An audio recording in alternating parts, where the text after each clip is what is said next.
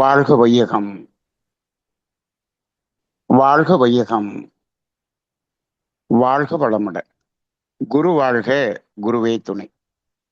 குருவின் மலரடி போற்றி. சிந்தனையை, உடல் நலத்தை சீரமைத்து உய்வித்த குருவே வாழ்க.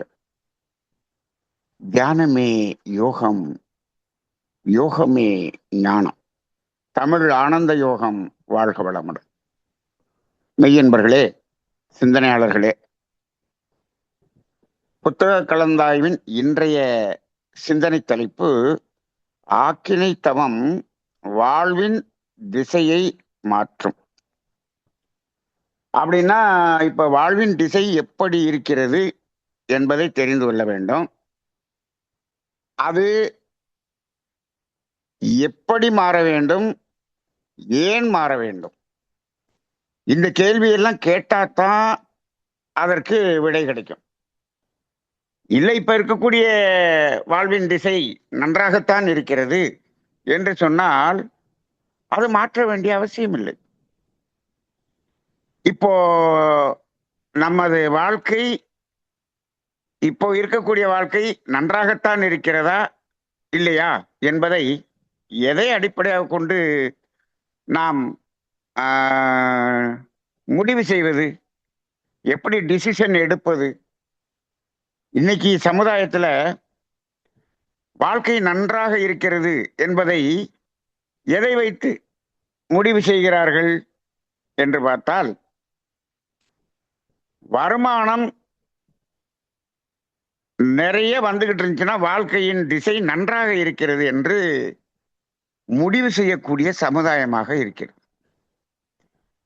அப்ப ஏன் அப்படின்னா, இந்த பொருள்தான் வாழ்க்கை அப்படின்னு சமுதாயம் இன்னைக்கு 100% இந்த உலகமே அப்படி ஆகிவிட்டது.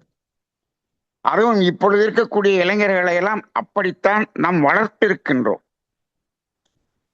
அப்படி வளர்த்திருக்கின்றோம் சமுதாயத்தில் என்று சொல்லுவது இருந்தாலும், இன்னைக்கு தமிழ்நாட்டில் 1 கோடி பேருக்கு நாம மனவளக்கலை தத்துவங்கள் தீட்சை கொடுத்திருக்கிறோம் என்று இன்னைக்கு அமைப்புல கணக்கு சொல்றோம்.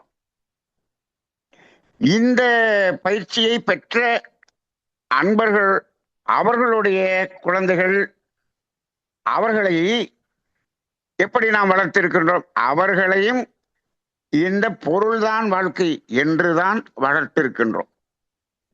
நம்ம அருள்நிதி ஆயிரம், தத்துவம் பேசுவோம், எல்லாம் கேட்போம், எல்லாம் பண்ணிட்டு, ஆனால் வீட்டில் போய் நம்ம பிள்ளைகளுக்கோ பேர பிள்ளைகளுக்கோ பொருள்தான் வாழ்க்கை என்று சொல்லக்கூடியதைத்தான் பார்க்கிறோம். ஏன்னா நான் நேரடியாக பார்த்துக்கிட்டே இருக்கேன். நான் இங்கே மன்றங்களுக்கு இப்போ ஒரு 4 தவமையை வச்சு நடத்திக்கிட்டு இருக்கோம். அங்கங்கே ஒவ்வொரு பொறுப்பாசிரியரை வச்சுக்கிட்டு இருக்கோம். அவங்க பொறுப்பாசிரியர்களாக இருந்து எல்லாம் கொடுத்துக்கிட்டு இருக்காங்க. அவர்களுடைய பிள்ளைகளை அவர்கள் எப்படி வளர்க்கிறார்கள் என்று நான் பார்த்து கொண்டே இருக்கிறேன். பொருள் சார்ந்த வாழ்க்கை தான் வாழ்க்கை என்றுதான் அங்கும் இருந்து கொண்டிருக்கிறார்கள்.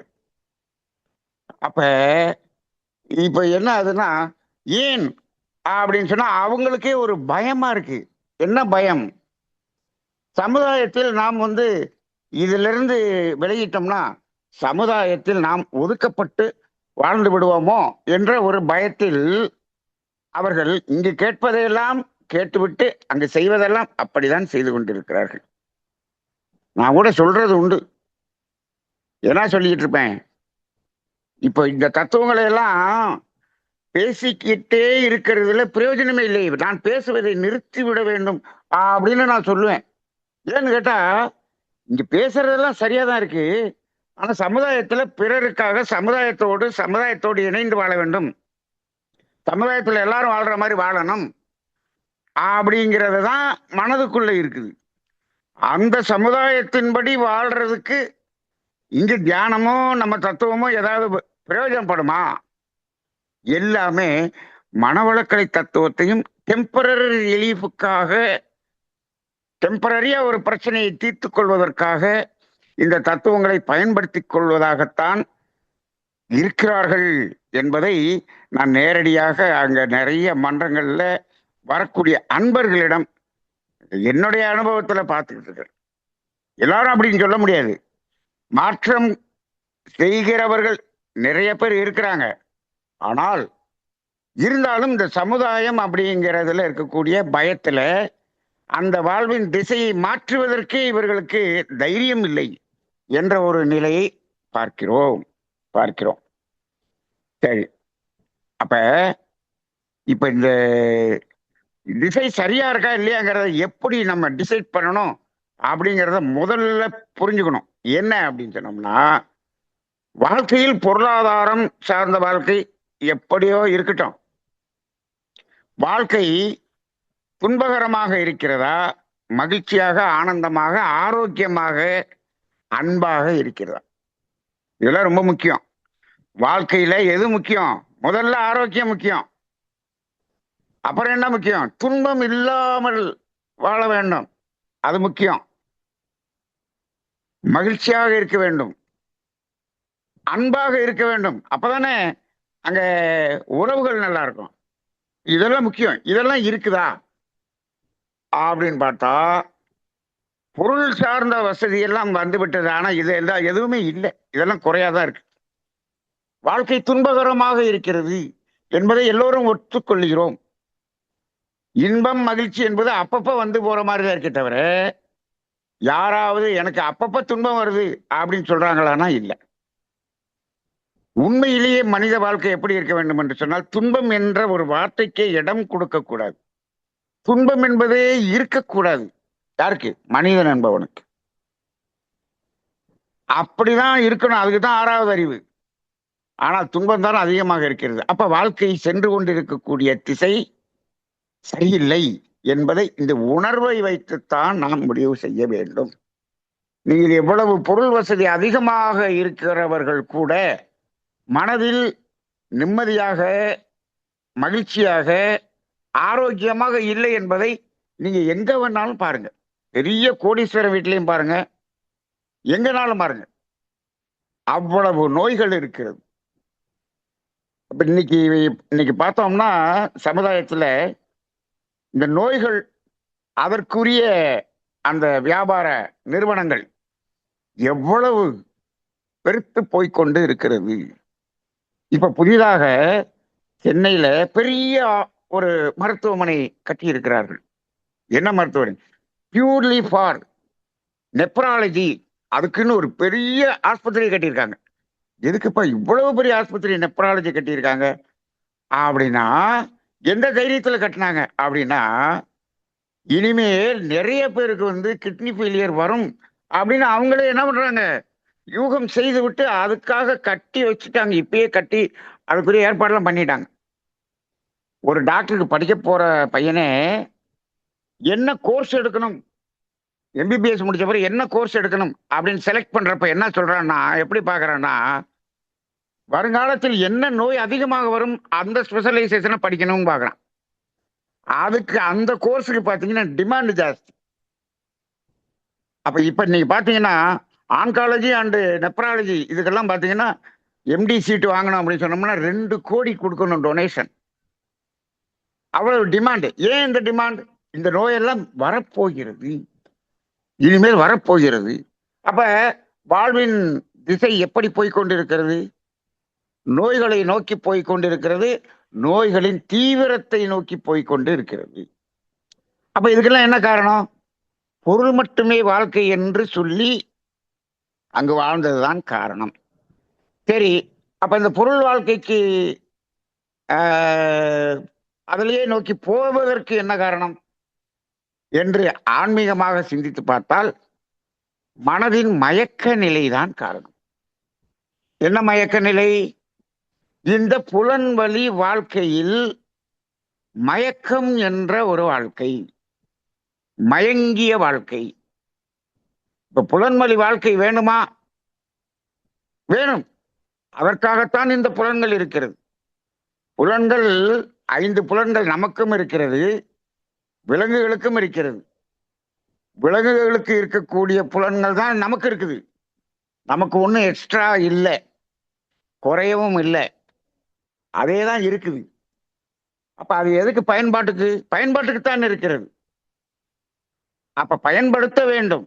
ஆனால் அது எந்த அளவில் பயன்படுத்த வேண்டும் அப்படிங்கிற அந்த விழிப்பு நிலை என்பது இல்லாமல் அதில் ஒரு மயக்க நிலை என்பது வருகிறது பார்த்தீங்களா? அங்கதான் மனிதன் என்ன பண்றான்? இந்த பொருளை நோக்கி போகிறான். அப்படிதான். இப்ப புலன் வழியாக மனம் பொருள்களோடும் உறவுகளோடும் தொடர்பு கொண்டு தனது தேவைகளை நிறைவு செய்ய வேண்டும். இதுதான் தத்துவம். இது இயற்கை தத்துவம். தனது தேவைகளை நிறைவு செய்து கொள்ள வேண்டும். இப்ப தேவை என்பது என்ன? அந்த டிசிஷன் எடுக்கக்கூடிய ஒரு இடம் இருக்கிறது அல்லவா? அந்த இடத்தை சொல்லித்தர்றது தான் மனவளக்கலை. மனவளக்கலையில எனக்கு தெரிஞ்சு மனவளக்கலை தத்துவங்களிலேயே ஒரு உயர்ந்த முக்கியமான அவசியமான முழுமையான தத்துவம் என்று சொன்னால் இந்த தேவைகள் 3.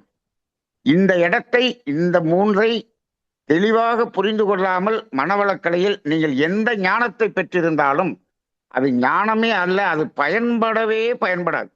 நீங்கள் பிரம்ம ஞானம் எடுத்திருக்கலாம், பெரிய ஆசிரியர்களாக இருக்கலாம், நல்ல ஆசிரியர் விருது பெற்றிருக்கலாம், எது பெற்றிருந்தாலும் இந்த தேவைகள் 3 என்பதில் உணர்ந்து அதற்குரிய வாழ்வின் திசையை மாற்றி வாழாமல் எந்த பயனும் இல்லை என்பதுதான் தமிழானந்த யோகத்தினுடைய உண்மையான கருத்து.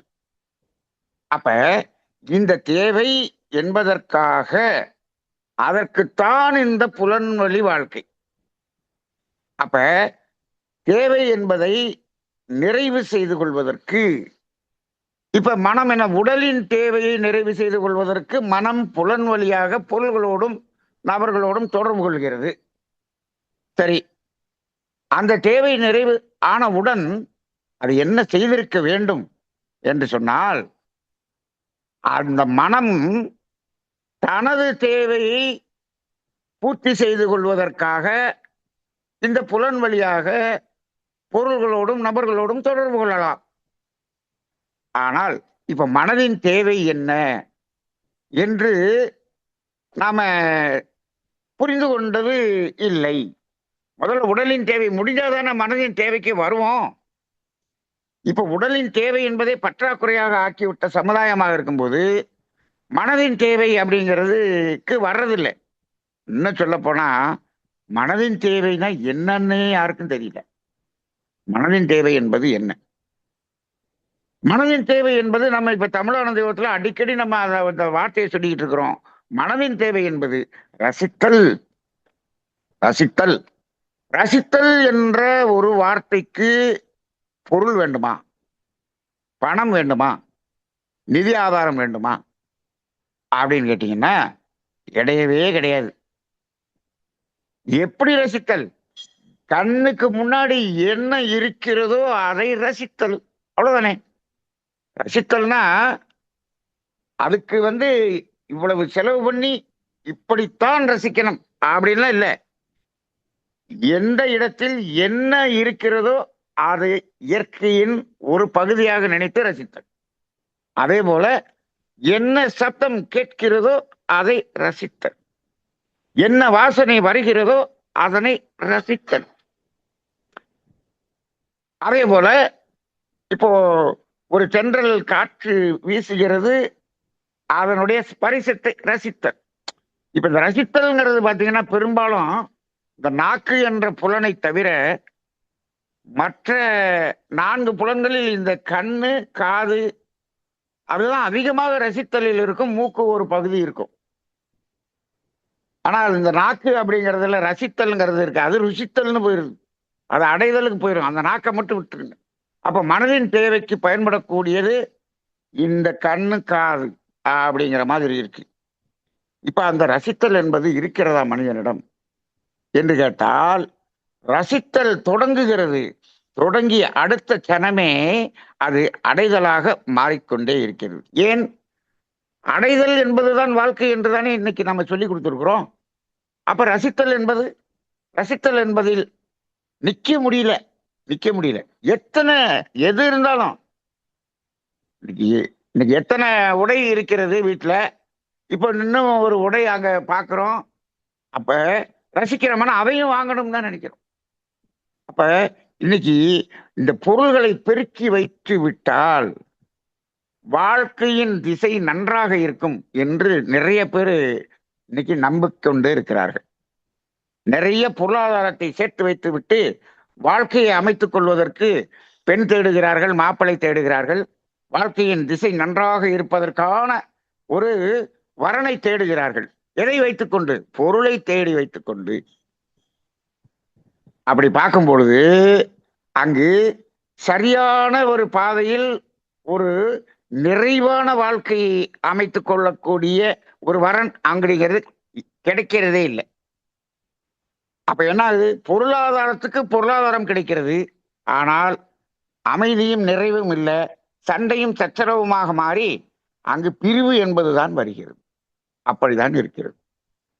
அப்ப இந்த ஒரு வாழ்க்கை, இப்ப இதுக்கெல்லாம் என்ன காரணம் என்ன என்று கேட்டால், இப்போ இந்த புலன்வழி வாழ்க்கையை தேவை என்ற அடிப்படையில் நாம் என்ன பண்ணணும்? அதில் அனுபவம் செய்து அதில் ஒரு அளவோடு நிற்க வேண்டும் என்பதை இந்த உலகிற்கு சொல்லித் தரவில்லை.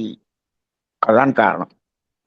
அப்ப இது இன்னைக்கு ஆக்கினை தவம் எப்படி இந்த வாழ்வின் திசையை மாற்றும் என்று சொன்னால், ஆக்கினை தவம் செய்ய செய்ய என்ன ஆகும் என்று சொன்னால், இந்த புலன் வழி அந்த ஒரு மயக்கம் இருக்கிறது அல்லவா, அது குறையும் என்பதுதான் இங்கு ஆக்கினை தவத்தினுடைய ஒரு பலன். அப்ப புலன் வழி இருக்கிறது நின்று போயிடாது, குறையும் என்பது. அப்ப என்ன ஆகும்? ரொம்ப தேவை நிறைவு பண்ண பிறகு ரொம்ப அதிகமாக அதுலயே போய்கிட்டு இருக்கிறதுல இருந்து கொஞ்சம் விழிப்புணர்வோடு நிதானத்தோடு அதை குறைக்கக்கூடிய ஒரு பக்குவம் இந்த மனதுக்கு வரும் என்பதுதான். அப்ப வெறும் ஆக்னேய தவத்தை மட்டும் குடிச்சுட்டா இது வந்துருமான்னு கேட்டா, மகரிஷி என்ன பண்றாரு? அப்படி கொடுக்கல. ஒரு பக்கம் தவத்தை கொடுத்துட்றாரு, கொடுத்துட்டு ஒரு பக்கம் என்ன பண்றாரு? அந்த புரிந்து கொள்ளக்கூடிய விளக்கத்தையும் கொடுக்கிறார். அதுதான் தற்சோதனை அகத்தாய்வு என்று விளக்கத்தையும் கொடுக்கிறார். விளக்கத்தையும் கொடுத்து விட்டு தவத்தை கொடுப்பதுதான் மகரிஷியினுடைய மெத்தட். ஆனா ஒரிஜினலா அப்படியெல்லாம் கொடுக்க கூடாது.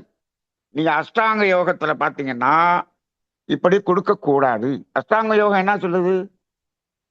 அது ஆரம்பிக்கும் போதே இயமம் நியமம்னு ஆரம்பிக்குது. இயமம் நியமம்ங்கிறது தான் நம்ம தற்சோதனை அகத்தாய்வு. அப்ப அகத்தாய்வு தற்சோதனை செய்து வாழ்க்கையை மாற்றிய பிறகுதான் என்ன வரணும்? இயமம் நியமம், ஆசனம் பிரணாயாமம். ஆசனம் பிரணாயாமம் கொடுக்கறதுக்கே அங்க இயம நியமம் தேவைப்படுகிறது. அப்பதான் அதுவே கொடுக்கணுங்கிற அளவுக்கு அவரு பதஞ்சலி யோகம் சொல்லுகிறது. அதுக்கப்புறம் தான் பிரத்யாகார, தாரணா, தியானம், சமாதி. அப்ப மகரிஷி என்ன பண்றாரு? அந்த இயம நியமத்தை கொண்டு வந்து எங்க சேர்க்கிறாரு? இயமம் நியமம் பிரத்யாகாரா தாரணா இது எல்லாத்தையும் ஒன்றாக இணைத்து ஆக்கினை தவத்தை கொடுத்து விட்டார். எப்படி சாமி இப்படி இணைக்க முடியும்? ஆக்கினை தவத்தை இப்படி கொடுக்கிறது சரியா என்று கேட்டால், இயம நியமத்தை எப்படி இணைத்தீர்கள் ஆக்கினை தவத்தில் என்று நாங்கள் கேட்கும்போது மகரிஷி சொன்னது என்னன்னா, அது இந்த அகத்தாய்வும் தற்சோதனையும் தான் இயமம் நியமம். அப்ப அங்க அந்த அகத்தாய்வு தற்சோதனை சேர்ந்து ஆக்கினை தவம் செய்யும் பொழுதுதான் அங்கு நமக்கு வாழ்வின் அந்த திசை மாறும். அப்ப ஒரு புரிதலோடு இந்த தவத்தை செய்வது என்பது. அப்ப இந்த இடத்துல தேவையின் அளவுல ஓரளவுல திருப்தி அடையக்கூடிய ஒரு மனநிலையை உருவாக்குவது. அப்ப தவம் செய்யும் போது அந்த ஒரு திருப்தி வரும். ஆனால் இந்த ஏற்கனவே இருக்கக்கூடிய பழக்கத்தினுடைய அந்த அனுபவ பதிவு இருக்குதே, அது என்ன பண்ணும்? மீண்டும் தூண்டும். அப்ப அந்த தூண்டுறப்ப அந்த செயலுக்குள்ளேயே திரும்ப போயிடுவோம். அதுக்காகத்தான் என்ன பண்றோம், அகத்தாய்வு தற்சோதனை வச்சிருக்கோம். இப்ப நல்லா பாருங்க. இப்ப இன்னைக்கு நம்ம மனவளக்கலையில அகத்தாய்வு தற்சோதனைன்னு என்ன சொல்றாங்க தெரியுங்களா? முதல்நிலை அகத்தாய்வு பயிற்சி, 2ஆம் நிலை அகத்தாய்வு பயிற்சி. அது நான் முடிச்சு 10 வருஷம் ஆச்சுங்க. இப்ப பயிற்சியை முடித்து 10 வருஷம் ஆகிவிட்டது. பயிற்சியை எடுத்து சான்றிதழ் வாங்கிவிட்டால் முடிஞ்சதுன்னு நினைக்கிறாங்க. இந்த பயிற்சியே தேவையில்லை, சான்றிதழே தேவையில்லை. அது முழுக்க முழுக்க முழுக்க எவ்வளவு நாள் நீங்கள் தவம் செய்கிறீர்களோ அப்பொழுது கூடயே வரணும். அப்ப நீங்க என்ன பண்றீங்க? மகரிஷி என்ன சொல்றாரு? தவமும் தற்சோதனையும் 2 தண்டவாளங்கள் மாதிரின்னு சொன்னாரு. நீங்க ஒரு தண்டவாளத்தை சனி ஞாயிறு பயிற்சி முடிச்சு சர்டிபிகேட் வாங்கிட்டீங்கன்னா ஒரு தண்டவாளத்தை கழட்டி விட்டுட்டு இன்னொரு தண்டவாளத்துல வண்டி ஓட்டிக்கிட்டு இருக்கிறீங்க. வண்டி நிச்சயமாக குடை சாய்ந்து விடும். அப்ப இங்கதான் நம்ம ஃபெயிலியர் ஆகிறோம். மகரிஷியினுடைய ஆத்மா இப்ப நினைச்சுக்கிட்டு இருக்கோம், ஆகா இது பயிற்சியை முடிச்சுட்டு இவன் வெறும் தவத்தை மட்டும் ஓட்டிக்கிட்டு இருக்கானே, ஒரு தண்டவாளத்துல ஓட்டுறானே, நம்ம சொல்றது இப்படி மாறி போச்சே இப்படின்னு தெரிஞ்சிருந்துச்சுன்னு சொன்னோம்னா நம்ம ஏமன் நியமத்தை முன்னாடியே வச்சு இயம நியமம் முடிச்சாதான் ஆக்கினிதவம்னு சொல்லி இருந்திருக்கலாமே. இப்ப இயமம் நியமம் அந்த பிரத்யேகாரணா தாரணா இது நாணயம் ஒன்னாக இணைத்து ஆக்கினிதவம் கொடுத்தது நாம் தவறாக கொடுத்து விட்டோமோ என்று வேதாத்திரி மகரிஷியுடைய ஆன்மா அங்க வருத்தப்பட்டுக்கிட்டு தான் இருக்கும். ஏன் நாம செய்யக்கூடிய செயல்கள் அப்ப இந்த சமுதாயத்துக்கு இப்படி போய்கிட்டு இருக்கே, நம்ம என்ன நினைச்சோம் அது எப்பயோ போய்கிட்டு இருக்கே, தவறு செய்து விட்டோமோ என்று நினைக்கக்கூடிய ஒரு நிலைக்கு நாம வாழ்ந்திருக்கிறோம். எப்படி ஐன்ஸ்டீன் அணுவை கண்டுபிடிச்சாரு, 2ஆம் உலக போர்ல போய் ஜப்பான்ல குண்டு போட்ட உடனே ஏண்டா கண்டுபிடிச்சோன்னு பைத்தியமானார். அப்ப ஒரு நன்மைக்காக கொடுப்பதை அதை தீமையாக பயன்படுத்துகிற மனிதர்கள் பயன்படுத்தும் போது அவர்களுக்கு அது மன உளைச்சலாக மாறக்கூடிய ஒரு நிலையை பார்க்கிறோம். இன்னைக்கு அதே நிலைமை தான் இங்கே இருக்கு. அப்ப ஆக்கினை தவம் மாற்றும் என்று சொன்னால் அது மட்டும் அல்ல, தவம் தற்சோதனைக்கு பயன்படும், தற்சோதனை தவத்துக்கு பயன்படும். இப்ப எது எதுக்கு பயன்படும்? ஒன்றோட ஒன்று ரெண்டும் மியூச்சுவலா பயன்படும். ரெண்டையும் அதனாலதான் சாமி சொன்னாரு, இதை ஏன் தண்டவாளம்னு சொன்னாரு? 2 தண்டவாளம் இல்லாம நம்ம வண்டி ஓடாது ஓடாது. அப்ப அது ரெண்டும் இணைந்தே இருக்க வேண்டும் அப்படின்னு சொன்னார்.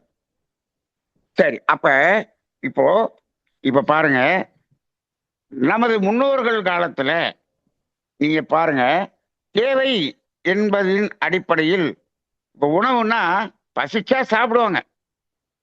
அந்த பசிச்சா சாப்பிட்ட அனுபவம் மட்டும்தான் அவர்களோட வாழ்க்கையில் இருந்தது. அப்ப அந்த அனுபவம் எண்ணமாக வருமா என்று சொன்னால் அடுத்து பசி வரும்போதுதான் எண்ணமாக வரும். நேற்று இந்த கருத்தை நாம தமிழானந்த யோகத்தில் புதிதாக நாங்க பேசியிருக்கிறோம், ஒரு புதிய கருத்தாக பேசியிருக்கிறோம். எப்படி இது மீண்டும் மீண்டும் மீண்டும் நீங்கள் தெரிந்து கொள்ள வேண்டிய ஒரு கருத்து. ஒரு பசி என்ற தேவை என்ற உணர்வு வரும் பொழுது அந்த தேவை என்ற உணர்வுக்காக நாம் ஒரு அனுபவம் செயல் செய்து அனுபவம் பெறுகிறோம் அல்லவா? அப்படிப்பட்ட அனுபவம் மீண்டும் தேவை என்ற ஒரு உணர்வு நிலை வரும்பொழுதுதான் அந்த எண்ணம் எண்ணமாக வருமே தவிர எப்பயுமே தேவையில்லாத நேரத்தில் அந்த எண்ணம் வராது.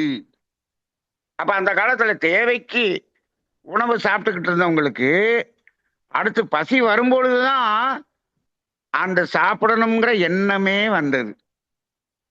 சரியாக இருந்தார்கள். நீங்க தாத்தா காலத்துல எடுத்து பாருங்க, அந்த அளவுல தான் இருந்தது. இப்ப எப்ப தேவையை மீறி நீங்கள் ஒரு அனுபவத்தை பெற்றீர்களோ அந்த அனுபவ பதிவு இருக்கிறது அல்லவா, அது எப்ப எண்ணமாக வரும்? தேவையே இல்லாமல் வரும். அப்ப தேவையின் அடிப்படையில் எடுத்த அனுபவம் தேவை ஏற்பட்டால் தான் வரும், இல்லாட்டி வரவே வராது. இது ரொம்ப சிந்திக்க வேண்டிய ஒரு இடமாக இருக்கிறது. இன்னைக்கு நம்மளுடைய எண்ணங்கள் எல்லாம் பாருங்க, எவ்வளவு எண்ணங்கள் வருகிறது. அப்படியே சும்மா உட்கார்ந்து பாருங்க. லட்சக்கணக்கான எண்ணங்கள் வருகிறது. எப்ப சும்மா இருந்தாலே வருது. அப்ப அதெல்லாம் எதன் அனுபவத்திலிருந்து வருகிறது? தேவையை மீறி நாம் செய்த செயல்கள் எல்லாம் தேவையில்லாத நேரத்தில் எல்லாம் அனுபவமாக வந்து கொண்டே இருக்கிறது. எண்ணங்களாக வந்து கொண்டே இருக்கிறது. மேக்சிமம் தேவையை மீறிய எண்ணங்கள் தான் வருகிறது. அப்ப நம்ம வாழ்க்கை எவ்வளவு கெட்டு இருக்கிறோங்கிறத இப்ப இன்னைக்கு வாழ்வின் திசையை மாற்ற வேண்டுமா வேண்டாமா அப்படிங்கிறத முடிவு பண்ணோம்னா என்ன பண்ணணும்னா, அப்படியே அமைதியா உட்காருங்க. 1 மணி நேரம் உட்காருங்க, இல்லாட்டி அரை நாள் உட்காருங்க, 1 நாள் உட்காருங்க. எண்ணங்கள் வருகிறது இல்ல, எண்ணங்கள், அந்த வருகிற எண்ணங்கள் எல்லாத்தையும் எடுத்து பாருங்க. தேவையை மீறிய அனுபவத்திலிருந்து வருகிறதா, தேவையின் அடிப்படையில் இருந்த அனுபவம் வருகிறதா அப்படின்னு பாத்தீங்கன்னா, தேவைக்காக நீங்கள் அனுபவம் செய்தது எண்ணமாகவே வராது. வராது. அது எப்ப வரும்? தேவை ஏற்படும் பொழுது, தேவை என்ற உணர்வு இருக்கும் பொழுதுதான் வருமே தவிர, இல்லாட்டி அது எண்ணமாக எழுச்சி பெறாது. எழுச்சி பெறாது. இதை வந்து நீங்க பிராக்டிக்கலா நீங்க அனலைஸ் பண்ணி பாருங்க. பாருங்க. அப்ப இப்போ மனித வாழ்க்கையில தேவை மீறிய அனுபவங்கள் எத்தனை மடங்கு இருக்கிறது? தேவையான அனுபவங்களை விட 100 மடங்கிலிருந்து 1000 மடங்கு ஒவ்வொரு மனிதனிடமும் இருக்கிறது. அவ்வளவு எண்ணங்கள் வருகிறது. அப்ப நம்ம எங்க போய் நிக்கிறோம்? டைட்டானிக் கப்பல் போய் மோதுறதுக்கு போதில் அந்த பாறையை நோக்கி நாம் போய் கொண்டிருக்கிறோம் என்ற ஒரு நிலையை இது காட்டுகிறது. காட்டுகிறது. இன்னைக்கு ஒரு மன்றத்துல பேசும்போது ஒரு உதாரணத்தை சிந்தனை பண்ணோம். ஒருத்தர் ஒரு நாள் சாப்பிடல, பசி, அந்த பசியில இருக்கார். யாரும் ஒண்ணுமே சாப்பாடு கொடுக்கல. ஒரு இடத்துல வரார், நம்ம அன்பர் ஒருத்தர் இருக்கார். அவரை பார்க்கும்போது அப்படி பசியில இருக்கார். பக்கத்துல ஒரு பிரியாணி கடை இருக்கு. அங்க என்ன பண்ணாரு, இவர் ஒரு பிரியாணி பொட்டணம் வாங்கி அவர்கிட்ட குடுத்துட்டார். உட்கார்ந்து அவர் சாப்பிட்டார். என்ன சாப்பிட்டாரு? அவர் பிரியாணி சாப்பிட்டார். நல்லா 300 ரூபாய்க்கு பிரியாணி வாங்கி கொடுத்தார் இவரு. அவர் சாப்பிட்டார். அவரு சாப்பிட்டு முடிச்சிட்டாருன்னு வச்சுக்கோங்க, பசி தீர்ந்துச்சு. கண்ணெல்லாம் அப்படியே கிறங்கி இருந்ததுல இருந்து அப்படி மாறிட்டு, ஐயா ரொம்ப நன்றி அப்படின்ட்டு போயிட்டார். இப்ப பாருங்க, அதே அன்பர் அதே ரோட்ல அந்த இடத்துக்கு பசியே இல்லாத ஒரு நிலையில் ஒரு நாள் அந்த இடத்துல நடந்து வர்றாரு. அங்க வந்த உடனே அன்னைக்கு சாப்பிட்ட பிரியாணி ஒருத்தர் வாங்கி கொடுத்தாரு, அந்த பிரியாணி சாப்பிடணும்னு எண்ணம் அவருக்கு வருமானா? வரவே வராது. ஏன் வராது? அவர் பசி என்ற உணர்வில் அதை சாப்பிட்டதனால், பசி என்ற உணர்வு இருக்கும் பொழுதுதான் அது வரும், இல்லாட்டி வராது. இப்ப உண்மையிலேயே அந்த இடத்துல வரும்போது பசி என்ற உணர்விலேயே திரும்ப அந்த இடத்துல வந்தாருன்னா அந்த இடத்துல என்ன இருக்கும்? அன்னைக்கு இந்த இடத்துல ஒருத்தர் இது வாங்கி கொடுத்தாரு. எப்ப அந்த பசி என்ற உணர்வோடு வந்தால், பசி என்ற உணர்வு இல்லாம எங்கேயோ 4 இட்லி சாப்பிட்டாரு, பசி முடிஞ்சிருச்சு. பசி என்ற உணர்வு இல்லாமல் அந்த இடத்தை அவர் கிராஸ் பண்ணும்போது அவருக்கு அந்த பிரியாணி சாப்பிடணுங்கிற எண்ணம் வரவே வராது. இதை சிந்தனை செய்து பாருங்கள். வரவே வராது. ஏன் அப்படின்னா, நல்லா பாருங்க, தேவை என்பது நமக்கு உணர்த்துவது எது? பசி என்பதை உணர்த்துவது எது? இன்னைக்கெல்லாம் நம்மலாம் வந்து ஒரு சாப்பாடு ஹோட்டல பார்த்த உடனே நமக்கு பசி வந்துருது. பசி வந்துருது. தேவை ஏற்படும் பொழுதுதான் பசி வரணும். ஆனா இங்க என்ன ஆயிருது? தேவையே இல்லைன்னாலும் நமக்கு உணவை பார்த்த உடனே பசி வந்துருது. இப்ப தேவை, பசி, அந்த பசிங்கிறப்ப விருப்பம்னு ஒண்ணு வரும், என்ன சாப்பிடலாம்னு ஒண்ணு வரும். அந்த விருப்பம்ங்கிறது கண்ணுக்கு முன்னாடி வந்துருச்சுன்னு சொன்னா, விருப்பம் என்ன? நீங்க விருப்பத்துல ஏதோ ஒண்ணு நினைச்சிட்டீங்க, உடனே பசி வந்துற மாதிரி தெரியுது. இது பசி அல்ல. அப்ப உண்மையான தேவை என்பதை நமக்கு உணர்த்துவது எது? இந்த உடலின் அறிவு. இந்த உடலின் அறிவு தான் நமக்கு உணர்த்துகிறது. அறிவாகிய தெய்வம் தான் நமக்கு உணர்த்துகிறது. அப்ப அந்த அறிவாகிய தெய்வம் உணர்த்தும் போது அந்த உணர்வுக்காக நாம் ஒரு செயலை செய்கிறோம், ஒரு பொருளை அனுபவம் செய்கிறோம். அந்த அனுபவம் என்னவாக மாறும் அப்படின்னா, அது எங்கு போகிறது? அந்த இறைநிலையாகிய அறிவுதானே தேவையை உணர்த்தியது. அது இறைநிலையோடு இறைநிலையாக அந்த அனுபவம் கரைந்து கலந்து விடுகிறது. அது எண்ணமாக வருவதில்லை, மீண்டும் எண்ணமாக வருவதில்லை. மீண்டும் அந்த தேவை என்ற உணர்வு இருக்கும் பொழுதுதான் அந்த எண்ணம் வருமே தவிர இல்லாட்டி வராது. நான் சாப்பாட்டுக்கு மட்டும் சொல்லிட்டேன், இதை வைத்து எல்லாத்துக்கும் பார்த்துங்க எத்தனை தேவை இருக்கிறது. உண்மையான பசிதாகம், தட்பவெப்பத்திலிருந்து பாதுகாப்பு, உடல் கழிவுகளின் உந்து வேறு. நீங்க தட்பவெப்பத்திலிருந்து பாதுகாக்கிறதுக்கு, மழைக்கு ஒதுங்கிறதுக்கு ஒரு வீடு வேணும், குடிசை வேணும் அப்படிங்கிற அந்த ஒரு நோக்கத்தில் மட்டும் ஒரு வீடு கட்டி அதுக்குள்ள அவர் குடியிருக்கிறார்னு வச்சுக்கங்க, அவர் அந்த வீட்டுல எப்பொழுதும் திருப்தியாக இருந்து கொண்டே இருப்பார். இன்னும் இந்த வீடை இன்னும் பெரிய வீடா கட்டணும், இன்னும் அதுல இந்த இதெல்லாத்தையும் எடுத்துட்டு கிரானைட் போடணும், இப்படிங்கிற எண்ணமெல்லாம் அவருக்கு வரவே வராது, வரவே வராது. எப்ப தேவையின் அடிப்படையில் அப்படின்னு அவரு அதை செய்திருந்தார் என்று சொன்னால் அது என்ன ஆயிடும், அப்படி நிறைவா இருக்கும், நிறைவா இருக்கும். நீ எதை பார்த்தாலும் வராது. நீ பெரிய வீடு ஒருத்தர் கட்டிட்டாரு, நானும் அதே இந்த வீட்டுல நான் திருப்தியா தாங்க இருக்கேன் அப்படின்னு சொல்லுவார் அவரு. இன்னைக்கு யாரும் சொல்லுவதில்லை. ஏன்? நீங்கள் யாருமே தேவைக்காக வீடு கட்டுகிறவர்கள் இல்லை. அதானே, தேவைக்காக வீடு கட்டுறவங்களே இல்லை. நான் இன்னைக்கு சொல்லுவேன், இன்னைக்கு நீங்க இத்தனை பேர் கேட்டுக்கிட்டு இருக்கீங்க, இன்னைக்கு நான் தமிழ்நாட்டில் எடுத்துங்க, தேவைக்காக வீடு கட்டினேன் அப்படின்னு சொல்றவருக்கு மேக்சிமம் இல்லை, மேக்சிமம் இல்லை. ஏன் தெரியுமா? எல்லாருமே லோன் போட்டு தான் வீடு கட்டியிருக்கான், எல்லாருமே ஹவுசிங் லோன் போட்டு தான் வீடு கட்டியிருக்கான். ஏன் லோன் போட்டு வீடு கட்டின? தேவையை மீறி அந்த வீடு கட்டுறதுக்கு தான் லோன் போட்டு வீடு கட்டினார். தேவை என்பதை உணர்ந்து தேவைக்காக சொன்னோம்னா இருக்கிற ரூபாயில வீடு கட்டியிருப்பாரு. தேவை மீறி தான் வீடு கட்டணும். கட்டிட்டோமா, அங்க என்ன வரும்? அந்த மீறி கட்டி அதுல குடியிருக்கீங்கல்ல, ஆனா அதுல கொஞ்ச நாள்ல திருப்தி வரலன்னு சொல்றோம்ல. ஏன் வரல தெரியுமா? அந்த மீறிய எண்ணம் இங்க வந்துச்சுல்ல, அது தேவையில்லாமல் இன்னும் கொஞ்சம் மீறக்கூடிய எண்ணங்கள் வந்து கொண்டே இருக்கும். தேவை என்பதற்காக ஒருத்தர் ஒரு குடிசையில் இருந்தா கூட அவருக்கு அந்த குடிசையே நிறைவாக இருக்கும். இந்த இடம் ரொம்ப சிந்திக்க வேண்டிய இடம். நாம எங்க ரொம்ப வெகு தூரம் வந்து விட்டோம், தேவையை மீறிய வாழ்க்கையில் வெகு தூரம் வந்து விட்டோம். அப்ப இதுல இருந்து நாம அந்த ஒரிஜினல் ஸ்டேட்டுக்கு போகணும். அதான் ஆன்மீகம். போக முடியாது, கண்டிப்பா போக முடியாது. ஆனால் ஏதோ இன்னும் கெட்டு போகாமல் நம்மை திருப்பக்கூடிய அந்த யூட்டர்ன் பண்றதுக்குரிய ஒரு முயற்சி தான் இந்த ஆக்கினை தவம்.